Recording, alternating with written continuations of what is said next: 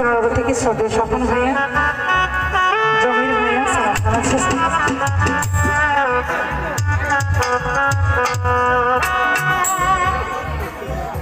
ওরে মাওলায় আমার বাড়ি নিয়া